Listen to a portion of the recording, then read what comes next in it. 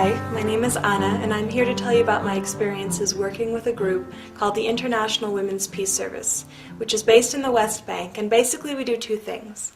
First of all, we're there to document human rights abuses in the region, and second of all, we're there to support nonviolent resistance to the occupation. And I'll be telling you more about what this occupation looks like in the presentation, but before I do so, just a little bit about myself. I'm a Jewish American, and I originally got into this work when I was living in Turkey, and I would take trips through the Middle East during my vacations. I was in Iran, in Syria, and Lebanon, and along my way I was taken in by families, many of them Palestinian refugees, and through my friendships with these people that I met along the way, I began to hear for the first time a whole different sort of version of the history and present of Israel and Palestine, utterly different from anything that I'd ever learned growing up as a Jewish American. And I was very disturbed, alarmed by what I heard. I didn't believe it. I thought it was all propaganda. But it sort of planted a seed, and I began to do some of my own research and eventually decided to go to Palestine to see with my own eyes what was happening. And that's when I took my first trip to Palestine. And that's what I'd like to tell you about, is what I found when I got there. I'm not here to give sort of a sweeping analysis of the entire history of the conflict. I'm not here to give every single perspective on the issue. I'm here to give my perspective as a Jewish American who spent 5 months working in the West Bank. Now, when I first got to Palestine, there were, of course, many sort of surprises along the way, but one of the first ones was just aesthetically the way Palestine looked. I guess I'd imagined the Middle East to be sort of rolling sand dunes, barren desert land, and when I got there, I realized that Palestine was actually very beautiful. This is a picture showing Palestine in the springtime. You can see how fertile and green the land is. But beyond showing how beautiful it is, I actually think that this photograph captures what I have come to believe is really at the heart of the Israel-Palestine conflict. A lot of people have sort of a perception of this issue as being kind of an age-old rivalry between Jews and Muslims, something that's been going on for thousands of years and will continue for thousands more because at its heart are these sort of deep religious differences. And one of the first realizations that I came to when I got to Palestine was that for the most part, this really is not a war about religion. This is a war about land, about water, about resources. And I hope that my reasons for coming to those conclusions will be clear in this presentation. Now, to get you oriented, here's a map of the Middle East. Israel and Palestine are located in the Middle East. That tiny little purple and white sliver there, here's a larger version of that map. And the beige areas in this map indicate the de facto internationally recognized borders of the State of Israel. Meanwhile, the pink areas on the right and left are the two land masses making up the Palestinian territories occupied in 1967. And they are on the left, the Gaza Strip, and on the right, the West Bank. And I was living in a town, in a village in the West Bank, and the photographs and stories from this presentation were taken from the West Bank. So, as I said, these are known as the Occupied Palestinian territories. Occupied, what does that word mean, right? Well, the purpose of my presentation is to tell you about this occupation. And the first part of my talk is just explaining the structures of the occupation. What is it composed of? I'll be talking about restricted movement, checkpoints and roadblocks. I'll be talking about settlements and outposts. I'll be talking about the wall. And I'll be talking about imprisonment. And once we have sort of a general understanding about what the system itself looks like, I'll be talking about how are people reacting? How are people resisting? And the next part of my talk then will be about resistance. I'll be talking about everyday nonviolent resistance. I'll be talking in particular about demonstrations. And I have a section as well on Israeli activism. So to get started with restricted movement. In the Palestinian territories, there are both Palestinians and Israelis living there, but they use different roads. There are Palestinian roads, there are Israeli roads. Palestinian roads tend to be older, often even unusable like the one you see in this photograph. Israeli roads tend to be more modern, constructed by the Israeli government for Israeli citizens living in these territories, and they might be sort of 4-lane highways like the one you see in this photograph. Palestinians are not allowed to use the Israeli roads unless they're able to obtain a kind of permit, in which case they might be able to use, say, a certain section of a certain road, but in all other cases the roads are segregated. Palestinians and Israelis use different colored license plates. Palestinian cars have green or white colored plates. Meanwhile, Israeli cars have yellow colored plates. And this is so it's easy to see from afar whether a vehicle is carrying Palestinians or Israelis. And it also makes it easier for the soldiers who are manning the area to monitor who is using which road. So for example, here you can see an army jeep pulling over all green or white plated vehicles to the side of a road. Meanwhile, all yellow plated vehicles are allowed to pass by unhindered on the left. And this is called a checkpoint. And checkpoints are a major institution in the occupation. They are essentially barriers manned by soldiers or border police that are used to control Palestinian pedestrian or vehicular movement. And the idea behind a checkpoint is more or less what you might experience like at a border crossing, where you go, you stand in line, you show your ID, you answer a couple questions, maybe open up your bag. One of the main differences with checkpoints in the Palestinian territories, as you can see from this map of the permanent checkpoints installed in the West Bank, those little blue is that the vast majority of these checkpoints are not located around the border of the West Bank, but actually the vast majority of them are located internally within the Palestinian territories, namely most of them between Palestinian towns and villages. And what this means for a Palestinian person who's living, let's say, just south of Hebron in the south of the West Bank, who wants to travel 30 miles north to the city of Bethlehem, which is a little bit more towards Jerusalem. So 30 miles. That should take a person under normal circumstances like 30, 40 minutes, maybe an hour tops. Well, it's very likely to take that Palestinian person anywhere from 2 hours to 4 hours to 8 hours to maybe even an entire day to travel just those 30 miles because of the number of times that he or she would be stopped along the way at these checkpoints. And well, this is obviously very frustrating. People are spending hour after hour, day after day at these checkpoints to get from any one place to another. But beyond just being sort of a frustration, these checkpoints are extremely disabling to Palestinian daily life, to all aspects of Palestinian daily life. For example, these checkpoints make it very difficult for a Palestinian person to hold a steady job. It's never clear if it's going to take you 10 minutes or 3 hours to commute from your little village to the nearest city. Similarly, attending classes on a regular basis is pretty much impossible. Unless you happen to have a university in your little village, higher education is basically out of the question. So beyond just being sort of an annoyance or a burden, these checkpoints are preventing Palestinians from earning a living and from getting an education. Beyond that, getting to a marriage, a funeral, graduation, going to visit your family, all aspects of daily life are affected. And imagine if you, every time you wanted to go to work or to school or to church or wherever else you were going, that you had to go through a series of checkpoints that held you up for 2-3 hours. How would that affect your life? And maybe that gives you sort of a glimpse of how disabling these checkpoints have become to Palestinians just sort of on a daily basis. This is the checkpoint outside of the city of Nablus. It's called Huwara. And we were there doing checkpoint watch, where we basically document what's happening at these checkpoints. And on this day, the rule was the following. Women were allowed through the checkpoint, older men were allowed through the checkpoint, and young boys were also allowed through the checkpoint. But any men between the ages of 15 and 40 weren't.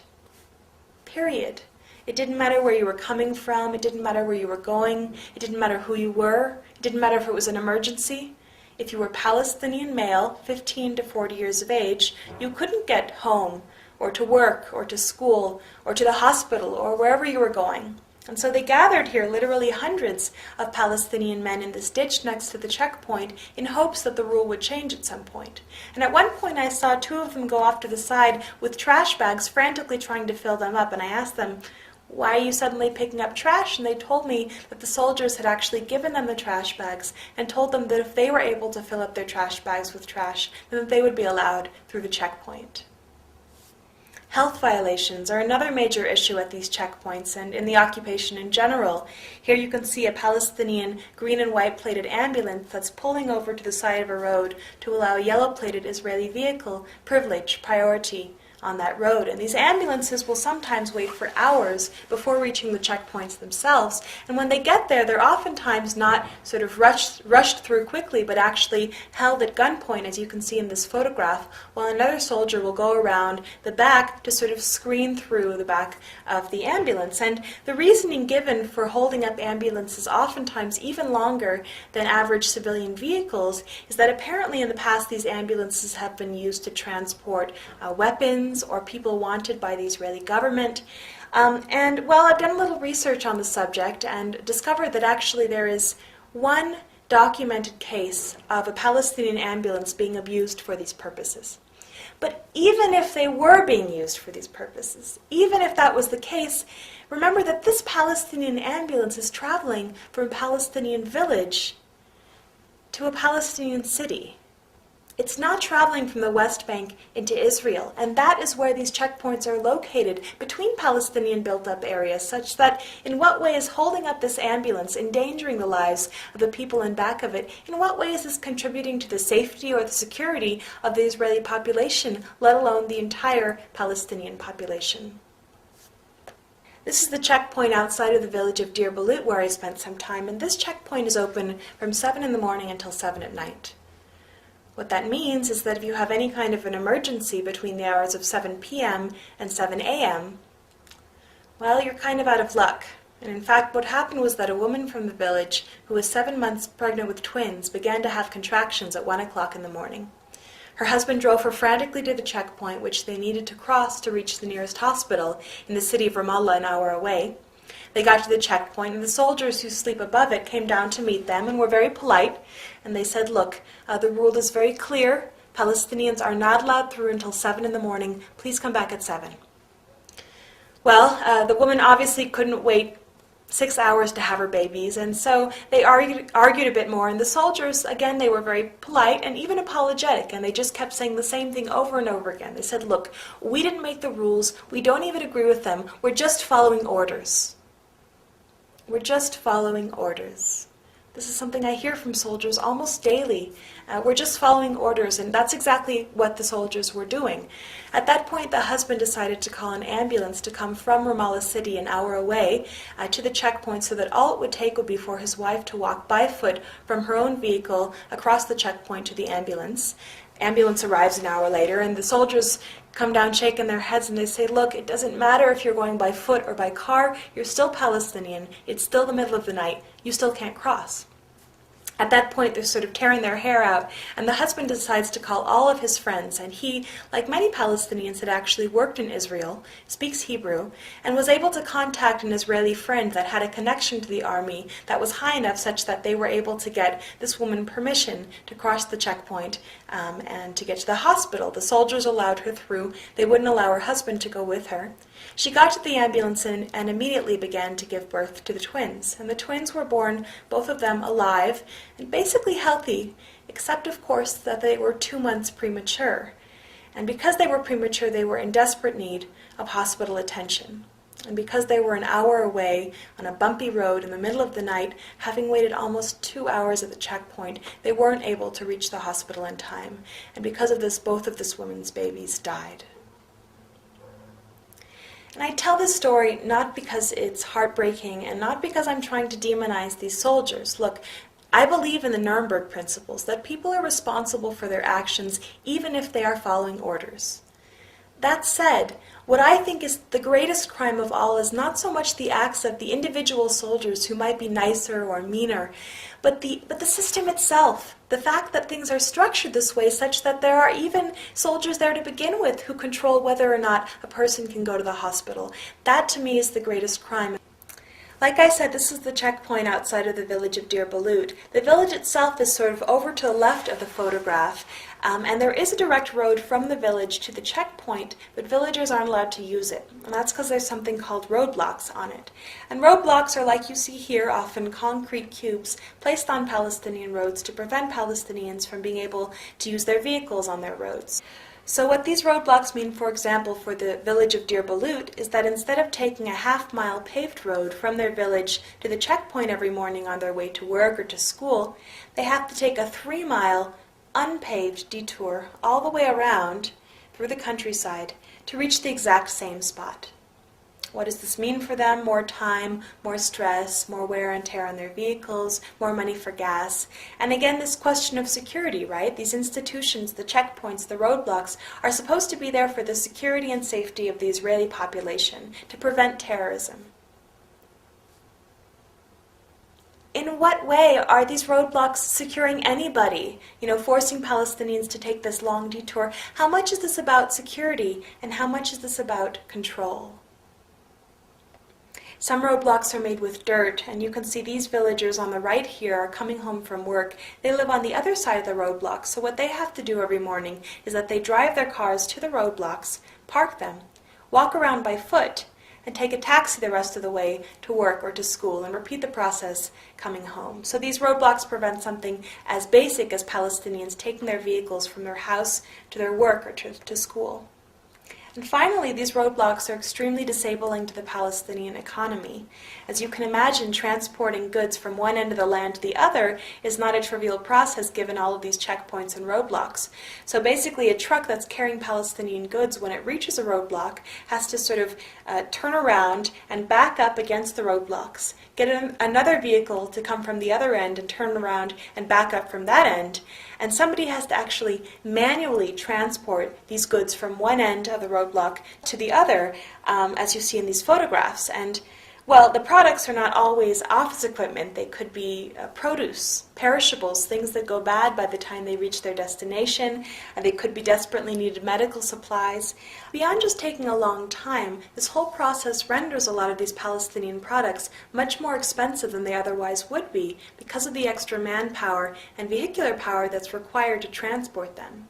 What happens then is that a lot of these Palestinian products end up being even more expensive than their Israeli counterparts, which are very easy to transport on the Israeli-only roads. What happens then, of course, is that the Palestinian market is then flooded with Israeli products, which Palestinians, many of them struggling to make ends meet, end up purchasing instead of supporting their own economy, supporting the very country that is occupying them. Settlements are the next part of my talk. Settlements in the territories are essentially communities of Jewish Israelis who are living on Palestinian land.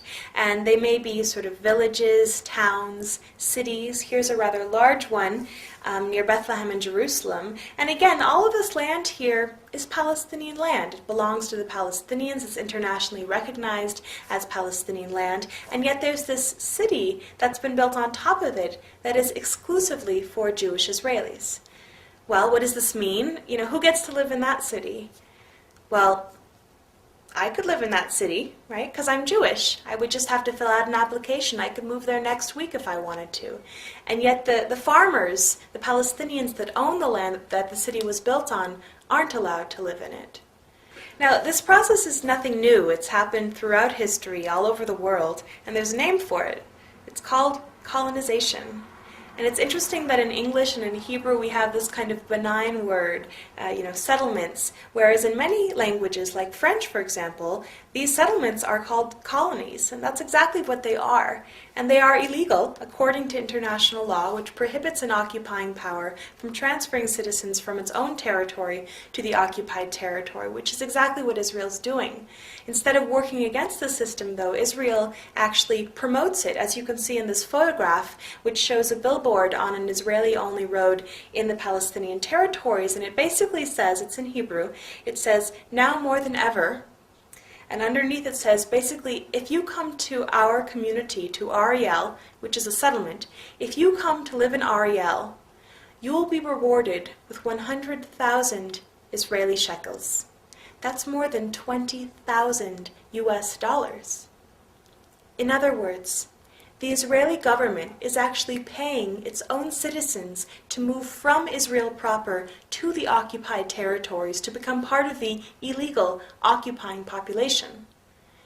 And what's particularly interesting to me about this billboard is who is it targeting? Who are going to be the Israelis who uproot their families to go live on this foreign land because it's cheaper to do so? Is it going to be well-off, wealthy, established Israeli families? No, they want to live in Tel Aviv.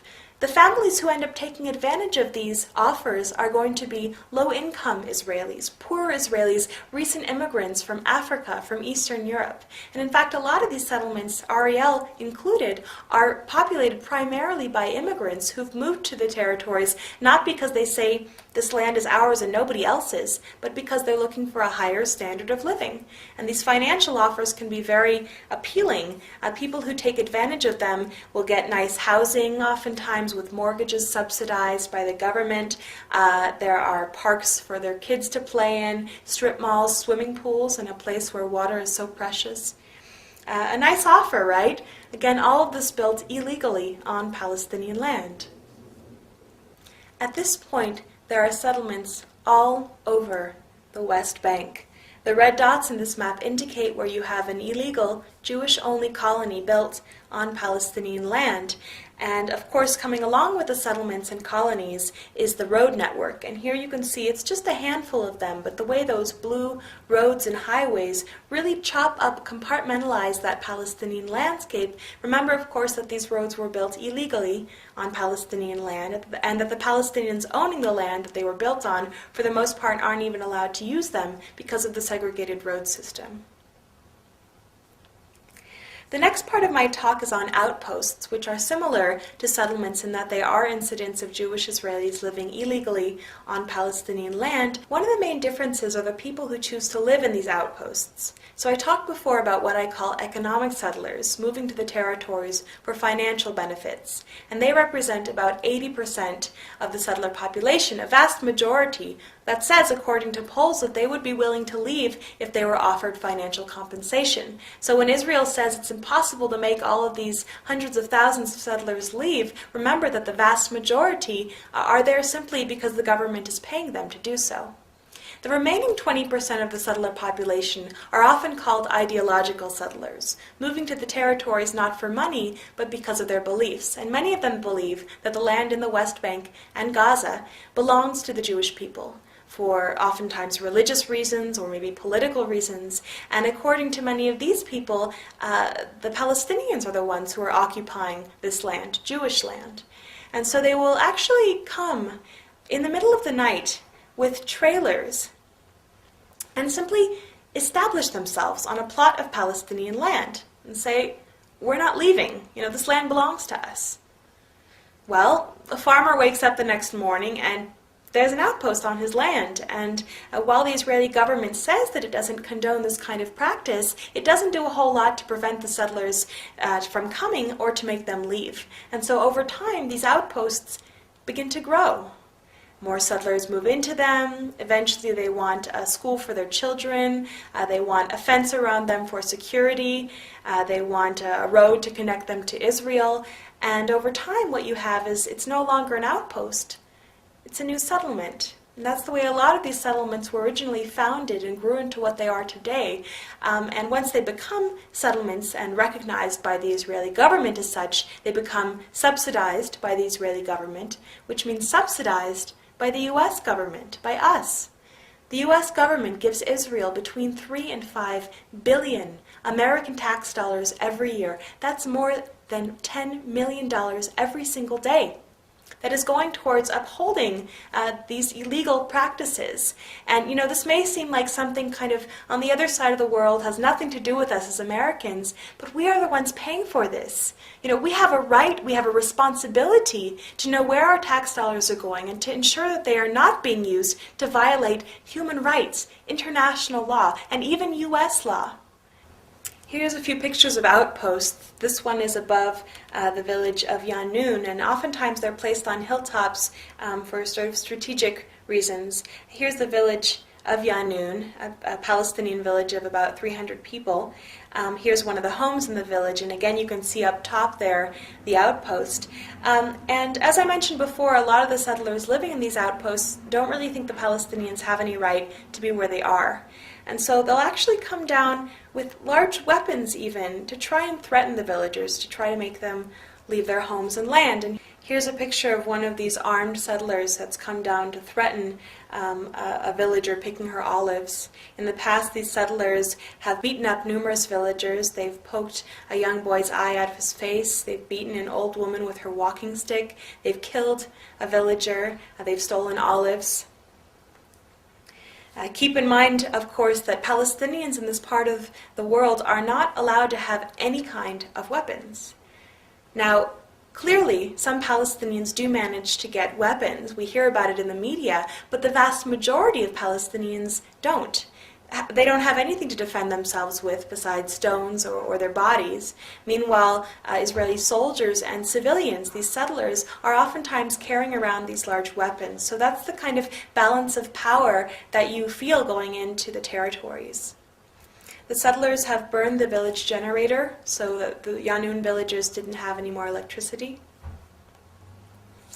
And this is the Yanun water source where settlers have come down. They've urinated in the water source. They've poisoned it with dead chickens. Anything to try to make the villagers leave. And at the end of 2002, the village of Yanun came together to make a decision about this issue. And what they decided was that they were going to leave. They decided to abandon their ancestral homes and land because they felt so threatened by the settler presence. And one day they picked up and left. All 300 of them. Well, the international and Israeli peace communities heard about what had happened in Yanun and went to the villagers staying in a nearby town with an offer. And what we said was, if you choose to return to your homes and your land, we will commit to maintaining a constant presence of international and Israeli peace activists to live with you in your community for as long as you want us there. We will bear witness to these crimes. We will document them, try to get them into the media. We will stand beside you in solidarity should those settlers attack. And about a third of the villagers accepted our offer and have come back to their homes, almost up 100 of them. And living along with them now are these international and Israeli peace activists. And this is a picture of one of those activists. His name's David. He's a friend of mine.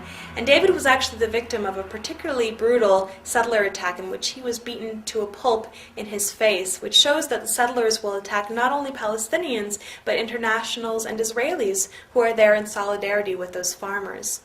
But David continues to do wonderful work in the Palestinian territories. He's recovering, and he is a citizen of Israel, a Jewish Israeli, and one of many Israeli activists that I've had the privilege to work with in Palestine.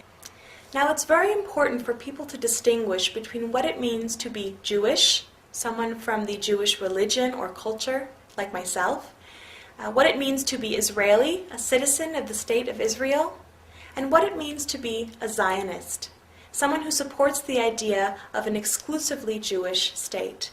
These are three separate categories. There is some overlap, but they are not the same thing. It's very important to distinguish. There are Jewish people who are not Israeli, like myself. There are Israelis who are not Jewish. 20% of the Israeli population is Palestinian. There are Jews who are not Zionists. There are Zionists who are not Jewish. The increasingly influential Christian Zionist movement in this country. And it's very dangerous when these ideas become conflated because people start associating them as equal, such that people are afraid of standing up against what Israel's doing because they're afraid that would make them an anti-Semite or a Nazi or something. And it's absurd. It's crazy.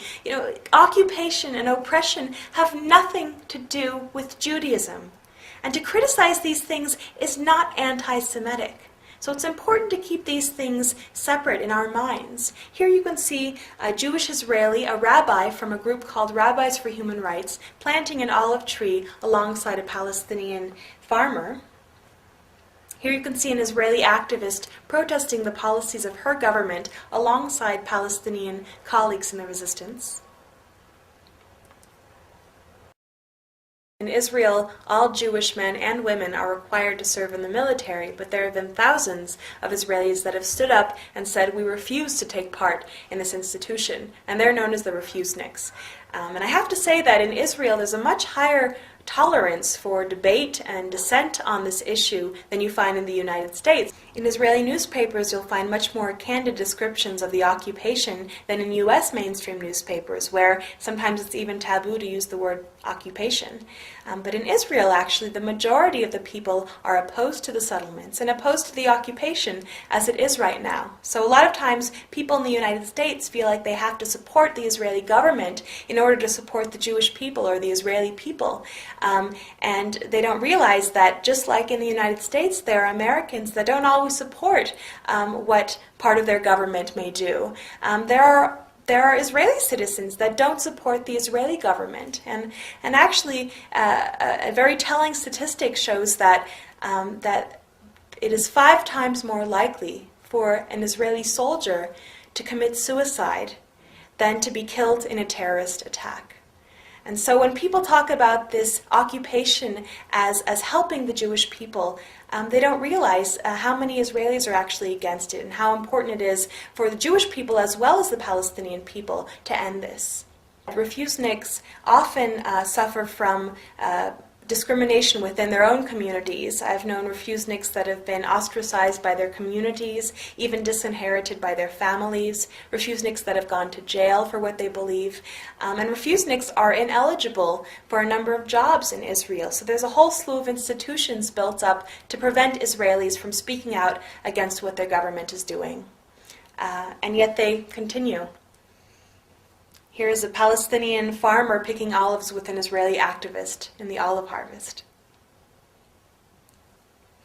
I'd like to bring us back to the main outline. We've talked about restricted movement, we've talked about settlements and outposts, and down at the bottom there we've talked about Israeli activism. And I'd like to begin now talking about the wall before getting into imprisonment and, of course, resistance. So, the wall. This is a picture of the wall that Israel's building. That's me and a friend standing in front of it. And this is what it looks like in urban areas. It's 25-foot concrete. And oftentimes in the newspapers you'll find it's not called a wall. Instead they call it a security fence.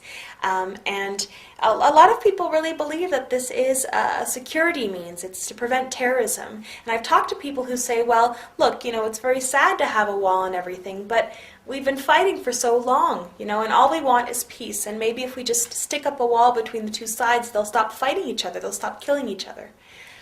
Well, this is an interesting question, right? Does separation, does segregation bring peace? Also interesting is that a lot of the people that support the wall, it turns out, if you ask them, may not have ever actually seen a map of where the wall is being built. And this is really critical to understanding the intention behind and what the effects are actually going to be of this wall. So, if you were going to build a wall between your house and your neighbor's house, where would you build it? Along the property line, right? Or maybe a little bit on your territory. Well, take a look at where Israel is building this wall. In this map, you can see the border around the West Bank, and then you can see those red lines that indicate where Israel is constructing this wall. As you can see, over 80% of it doesn't even touch the green line, that border of the West Bank, but actually snakes in effect annexing all of that land on the western side onto the Israeli side. In particular, take a look at the Jerusalem area, where most of the land is being taken. And remember, of course, that Jerusalem is a holy city not only for Jewish people, but also for Muslims and for Christians. 20% of the Palestinian population is Christian. And they, along with their Muslim counterparts, are being separated from the religious center of their land, as well as the economic center of their land and the geographic center of their land. The entire eastern third of the West Bank was going to be cut off with the wall, and now instead of building a wall, they've decided to line that eastern third with checkpoints so that Palestinians, for the most part, can't even access that part of the West Bank. So what's happened is that it's been chopped up. The West Bank has been chopped up into little sections. And here is a series of 4 maps that really show over time what has happened. And I think that they really tell the story well. The first map represents, with the green, the amount of land that was owned by Palestinians in 1946, and that's 92% of the land, whereas Jews owned 8% of the land. Then in 1947, the UN Resolution 181 offered Jews 54% of the land and Palestinians 46% of the land. By the end of the 1948 war, when Israel was declared a state, the Jewish Zionist forces had actually acquired 78% of the land, leaving the Palestinians with 22% of the land in the West Bank and Gaza. And finally now, in 2006, you can see what that land has come to, a series of smaller sort of enclaves and islands.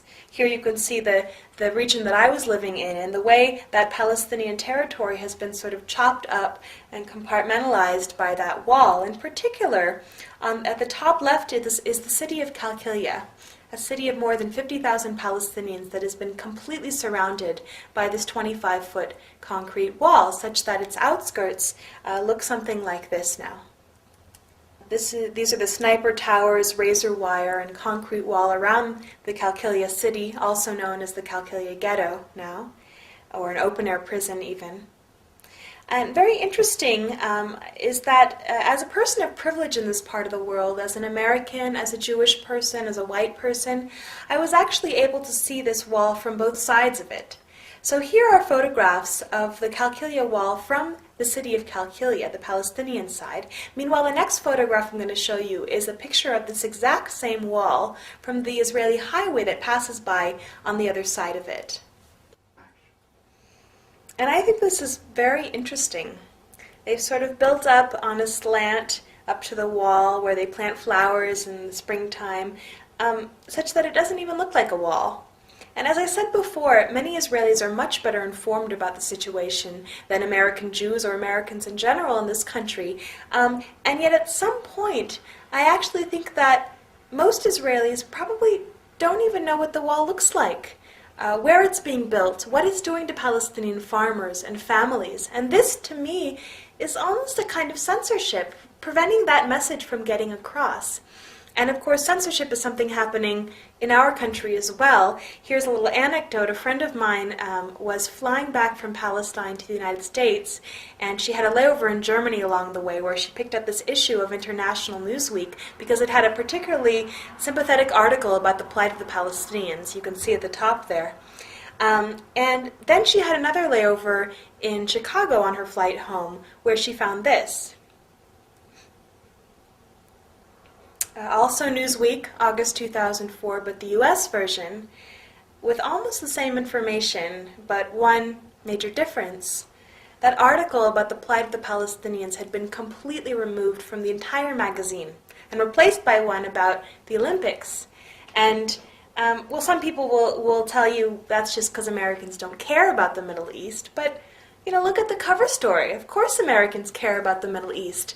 We read about what's happening in Iraq. We read about what's happened in Lebanon. This is a kind of censorship, and it's happening all over the place. We need to be aware of it. It's very dangerous, of course, because the very people who are paying for what's happening don't know what's happening. And so, you know, you don't have to take my word for it. I tell people, do your own research. You know, I didn't believe it when I first heard it. I did my own research, and that's what I recommend for other people to do. Now, another kind of censorship is just also in the wording. So, for example, instead of calling it a wall, calling it a fence. And, well, to be fair, in rural parts of Palestine, the wall looks like this. At its base is wire fence. But if you look a little bit closer, you'd find that this fence is not the kind of fence that you'd have like in your backyard kind of fence. Much of it is reinforced with heavy-duty electric wire and almost everywhere with razor wire.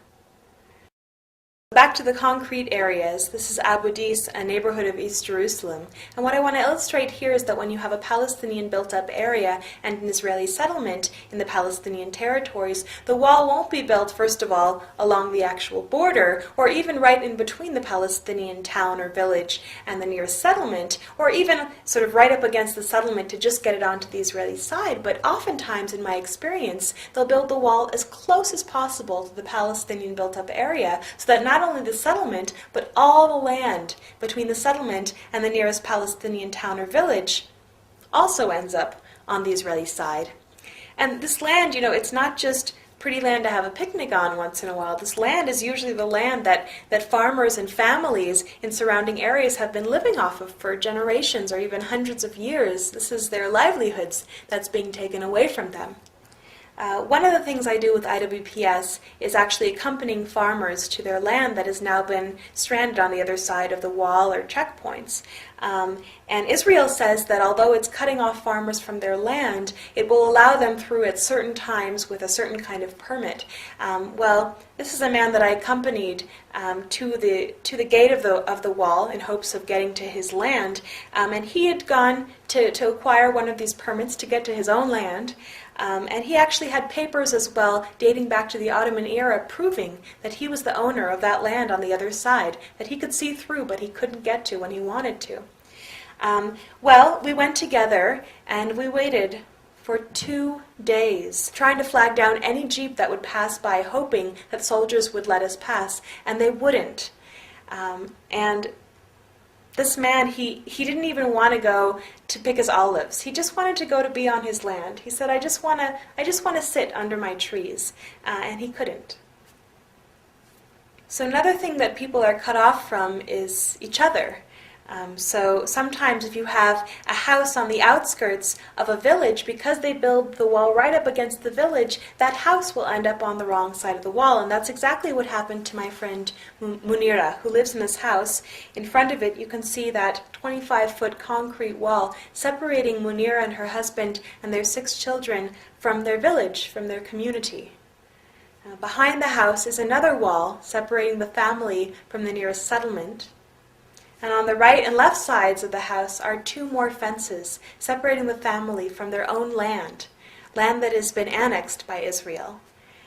So Munira and her family are basically living in a kind of cage. Here's the gate to the cage. You can see it's manned by soldiers, so people who want to visit Munira, whom you can see in the back with one of her kids, have to sort of hope that the soldiers are in a good mood and will let them through. Munira at this point hardly dares to leave her cage because she and her husband have been served something called demolition papers, which means that the Israeli army actually intends to demolish their home.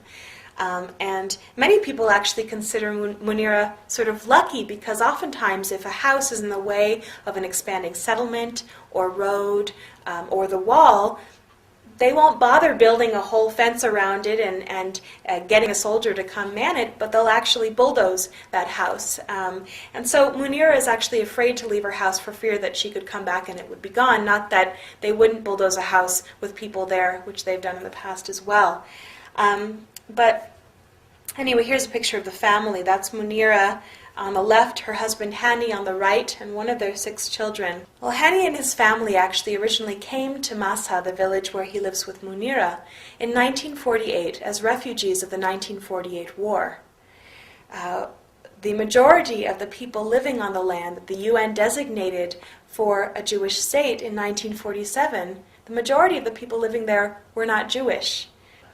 And Zionist forces actually expelled 750,000 Palestinians from their homes to surrounding areas in the West Bank and Gaza and in the diaspora. And Hani and his family, for example, were homeless for 10 years before they were able to finally save up enough money to buy themselves some land and build themselves a home. Hani says that he built this home with his own hands for his family. So just to keep things in perspective, what this demolition order, what this wall, what this occupation, what these things are doing are threatening to make Hani and families like his refugees for the 2nd time in recent history. Keep in mind that 60% of the Palestinians living in the West Bank and Gaza are already refugees, having lost almost everything already. So keep that in mind when you hear people say things like, Palestinians just aren't willing to compromise. And I don't know about you, but looking at this family and all the Palestinians I worked with during my time in Palestine, what I kept thinking was just, how long can people live like this? You know, how long can people endure this kind of a system before rising up, standing up for their rights, resisting? Well, of course, the answer is that Palestinians are and have been resisting for a very long time. We hear about one kind of resistance, violent resistance, suicide bombers that kill innocent Israelis. And people are always asking me, Anna, why are Palestinians always resisting with bombs? Why are they always strapping bombs to themselves, trying to kill as many Israelis as possible? Why don't they use non-violent resistance, like Martin Luther King talked about, like Gandhi talked about? Where are those things happening? Well, the answer is that Palestinians are and have been using non-violent resistance, not just once in a while, not just here and there, but literally almost every second of almost every single day of their lives. Just think about it for a moment. Think about Munira and her family. Simply staying in their home. Simply saying, look, you've taken our land, you've taken our freedom, but you will not take our home, is a kind of resistance, and it is nonviolent. This is nonviolent resistance. Think about the villagers of Yanun who've come back to their homes and their land. They know that they could be beaten up, they know that they could even be killed by the settlers, but they also know that it is their right to be in their homes on their land, and they're coming back to defend that right. This is nonviolent resistance. And in my opinion, any attempt on the part of Palestinians to maintain any kind of normalcy or dignity in their daily lives in spite of this occupation is a kind of resistance to that system. It's just not something you ever hear about in the newspapers and media. And here's a couple other examples of everyday nonviolent resistance in Palestine.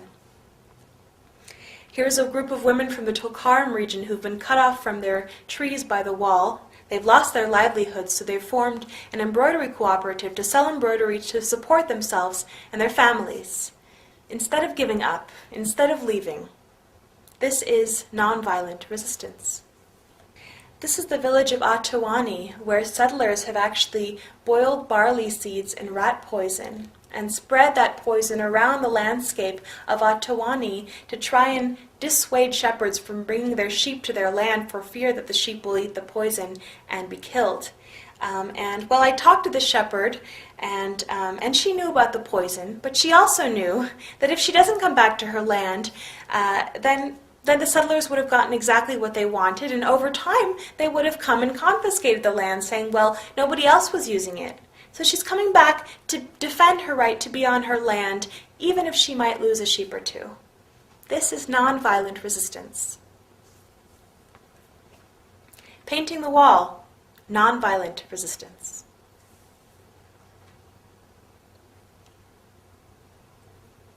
Climbing the wall is nonviolent resistance.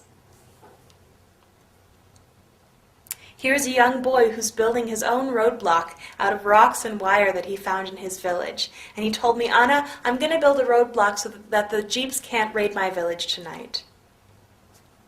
This is nonviolent resistance. And finally, demonstrations are a kind of resistance happening almost daily in Palestine. We just don't hear very much about them, where communities of Palestinians will march down to the land that is being threatened. Here you can see a farmer trying to explain to the soldiers that have been placed there to basically protect the bulldozers that are uprooting the trees. He's trying to explain to them that the trees being uprooted belong to him and his family and have for generations. This is something else you might see at a demonstration, Palestinians who've come together to pray on their land. And I find it particularly moving, given that for many of these Palestinians, this could be their last chance to ever be on their land. And they're choosing to spend these final moments together as a community in silence, in worship on their land. Now, although most of these demonstrations are primarily peaceful, they are often met with a great deal of violence from the soldiers who throw tear gas or sound bombs. There are sometimes rubber bullets or even live ammunition used against nonviolent demonstrators. There is also sometimes violence from the Palestinian side. Here you can see a picture of a Palestinian boy who's picked up a stone and is throwing it at Israeli soldiers and jeeps at a demonstration. And I include it not because stone throwing has anything to do with my work with IWPS, it doesn't, but first of all because it is the reality. There are stones thrown at these demonstrations. And second of all, to give it a little bit of perspective. So the stone throwing that you see here is used as the justification for the mass imprisonment of young Palestinian men who are put in jail for throwing these stones. And, well, I would agree that a stone is definitely a weapon, right? You know, you can kill somebody with a stone, no question about it, but we don't get much sort of context in which these stones are actually thrown. So, for example, this boy, he hasn't sort of gathered up a bunch of stones and snuck across the border into Israel to stone as many Israelis as possible because he hates Jews.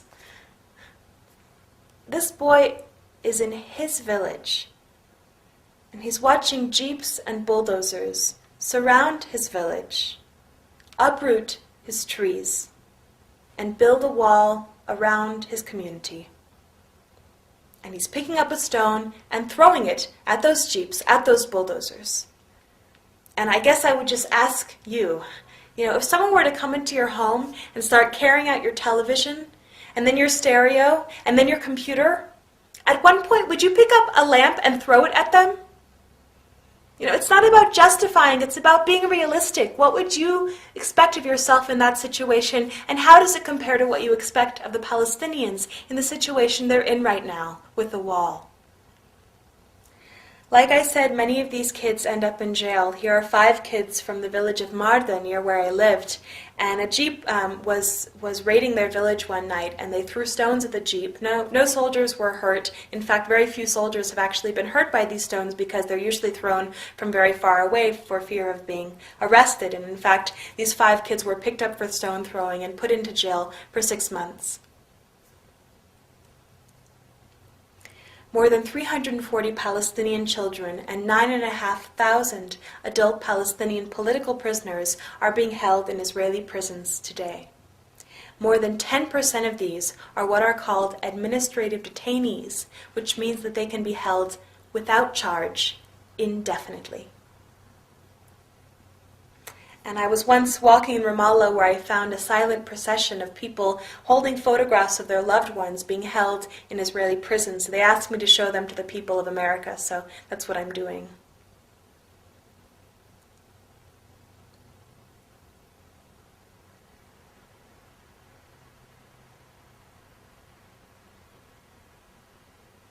About 40% of the entire adult Palestinian male population in the occupied territories has been detained in Israeli detention. Torture and humiliation are systematic, according to Amnesty International.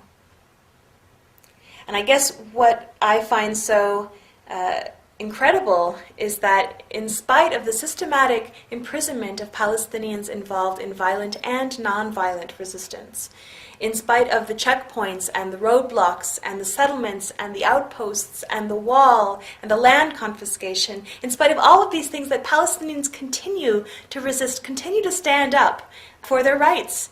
And the finale of my presentation is a slideshow of photographs that I and my colleagues took at demonstrations that I think sort of illustrates what I see as the incredible resilience and strength that remains with the Palestinian people. It is really this resilience and strength that gives me hope for the future, and that's why I'd like to share it with you now. Thank you.